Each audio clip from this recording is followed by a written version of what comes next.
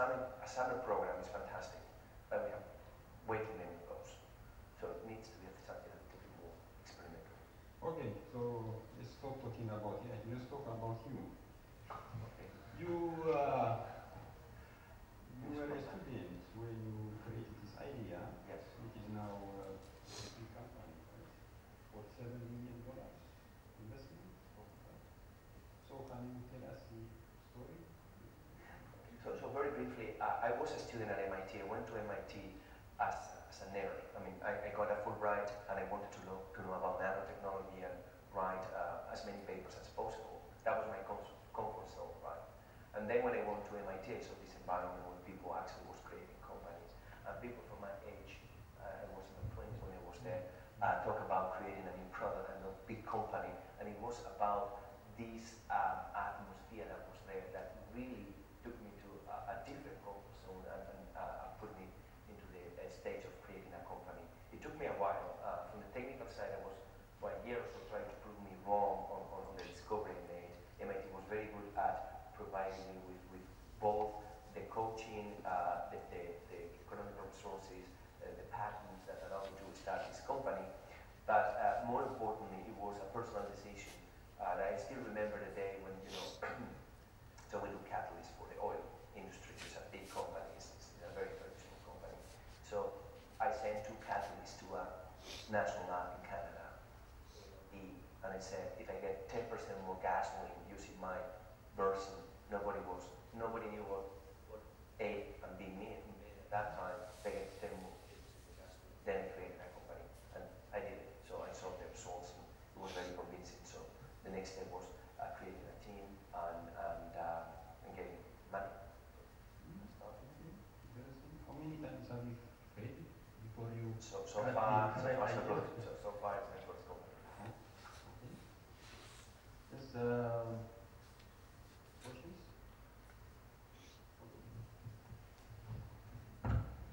My question concerns the point where creativity ends and innovativeness starts, or reformulate the question, what is the interdependence between creativity and innovativeness? Thank you. Very briefly, I have friends say innovation is creativity that makes profits. Yeah. I would completely agree with that. Steve Jobs is one example. He says innovation is creativity that ships. You can put it in a box and you can sell it. That's the idea. You have the idea and it makes money. Creativity, though, has got a finer definition, which is interesting. For me, it's nothing else than something which is new and appropriate. Now, what is appropriate? It means that creativity is done within its context. And that's where we're coming back to, can you have permanently creativity in a company? Sure you can, but you permanently have to adopt the context for what you're looking for, to the needs of what your problem description follows your context. So in the beginning, you might have more, I would say, breakthrough creativity. And at one point, you need this less and less, and you're optimizing several of the processes, etc., and you need to go with that. But in itself, the activity, the mental activity of creativity, is nothing else than breaking connections in order to allow new connections, and then validating whether this was appropriate for the frame that you set yourself. Sounds easy. I think creativity is a process, and innovation for me is the outcome, and the market decides whether you're innovative or not. So can you differentiate with the result of the creative process? I mean, then you're innovative. But in my perspective, that's something that the market decides. So, Kodrin, you are an educator in entrepreneurship. You coach students. So, what's the most common mistake that students make when they come up with their idea? The most common mistake that students make, I think it's overestimating the value of their idea. I think we're all bound by certain, cognitive limitations. If we come up with an idea, we'll find the information that confirms that we are right, and we'll disregard the information that proves us wrong. And that's just a given. Everyone does that. I think the challenge is to go out to try to prove yourself wrong, and if you can't do that, then you may have something. So biggest mistake is overestimating the value of your idea and doing that only individually instead of interacting with the environment, especially with your clients. In my experience, I echo what has been said here. My experience is that people like ideas so much that they don't see if there is a business opportunity there. So people just like the idea and say, okay, can I actually make money out of that idea? Then they fail to see, that link between an idea they're very passionate about, like making a nice bike or something like that. That can actually compete and actually create market opportunity. That's, I think, a big challenge also. Okay, we are really running out of time now, so we have to stop. Okay, thank you, panelists, for coming here and sharing your thoughts, and thank you, the audience. I hope you have learned a lot from this session.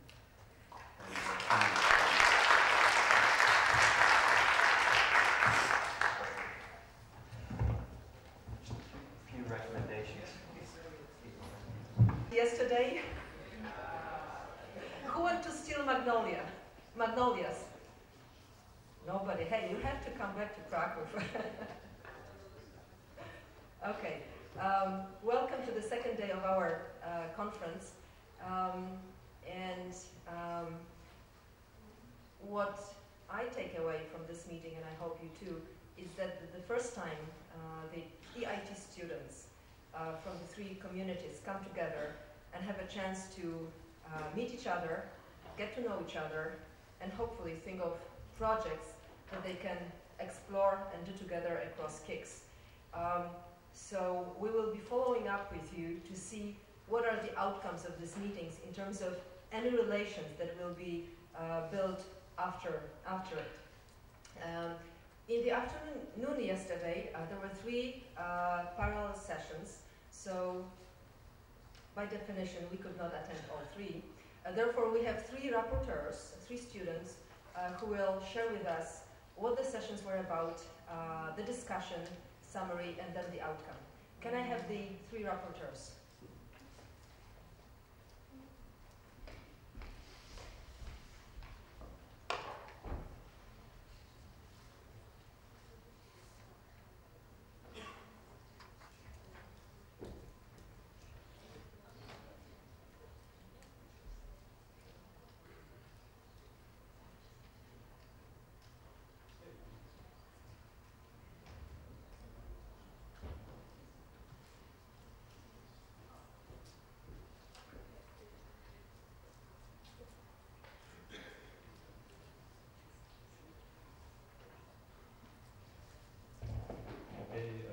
Morning.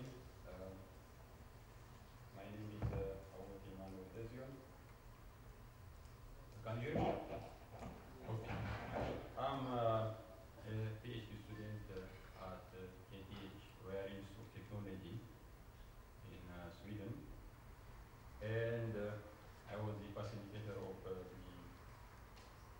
first workshop on developing your creative ideas. And here is the summary and the outcome of the workshop. First, about the session, how we conducted it. We had 3 panelists, and presentations were made, specifically on tools of creativity and in general on entrepreneurship. And we had also an active audience and interactive discussion. Questions were asked, comments were given by the audience. And we had also an experiment on creative solutions. So basically, the audience was given an assignment on how to pass a straw through a potato. And for that, the audience was put in group of with 4 people in each group, and they were asked to come up with creative solutions. And actually, they were given straws and potatoes,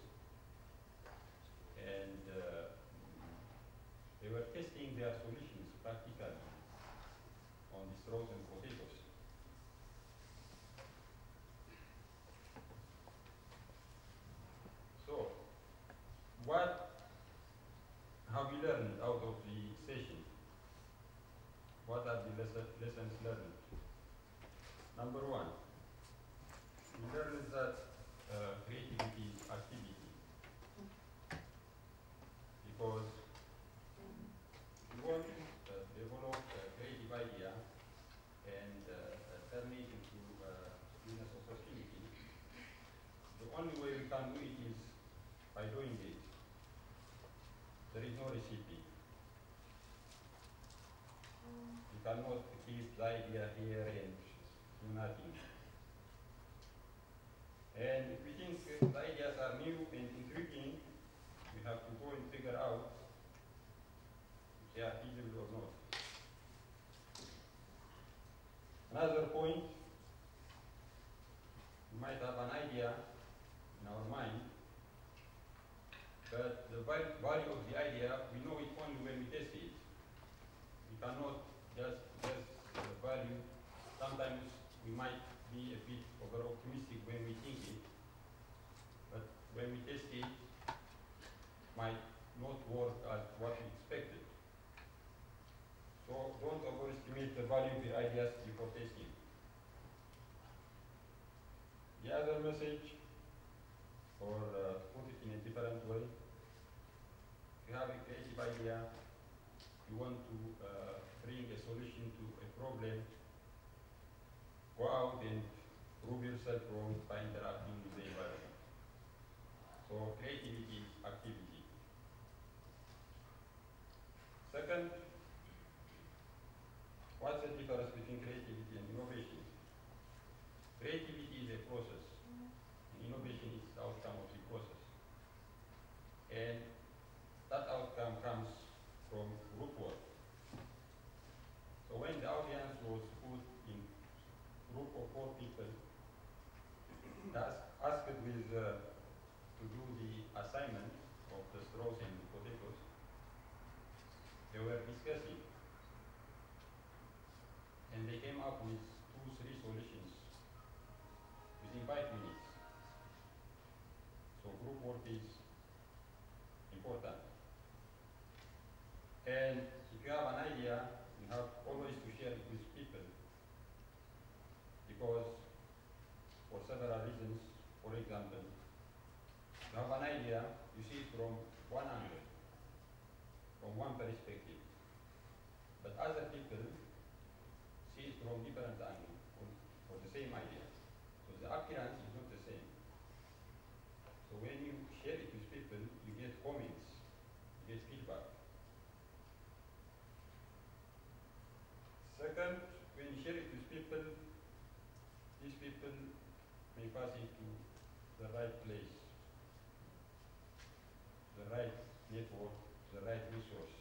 And the idea becomes more realistic when it's put in the right place. Another point, you have always to be open to take inputs from other people. When you are open to take ideas from other people and put it on top of your idea and have better and more realistic idea. But when you are sharing it with people, you have always to focus on creating value.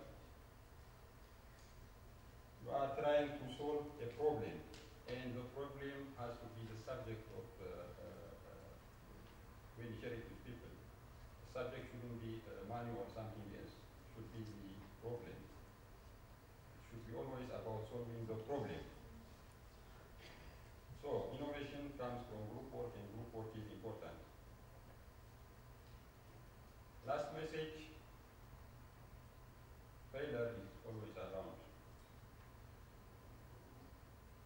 You have a creative idea, but if you are afraid of failure, you are not going to make it. But if you accept there is a failure, you can try to reduce the failure time through different techniques. For example, you can repeatedly do the test. You can refine the problem statement and look if the right problem is to be solved. And you can also focus on the customer, try to understand what the customers want. You can think to come up with a solution which is different from what other competitors are doing. And you have always to think what you can do. Because if you are thinking of an idea which is oversized or which is over-optimistic, might lead to failure. So always think about what fits you. Okay, I thank you.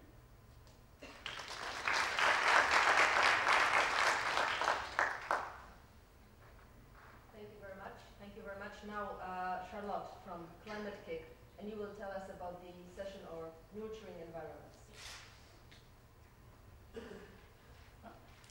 Hello, yeah, my name is Charlotte. I'm from the Climate Kick alumni, the pilot session of 2010. And I'm currently working in the Netherlands as a trainee of the Environmental Protection Agency in Rotterdam, and as a student assistant for the University of Utrecht, and on the Climate Kick Alumni Association project, and in China for another travel project. So during the session,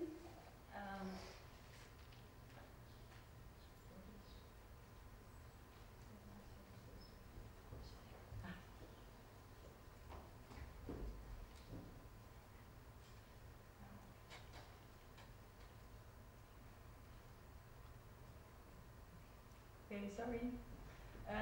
Yesterday we talked in the discussion about session nurturing environments, what you need in order to transform your idea into a business.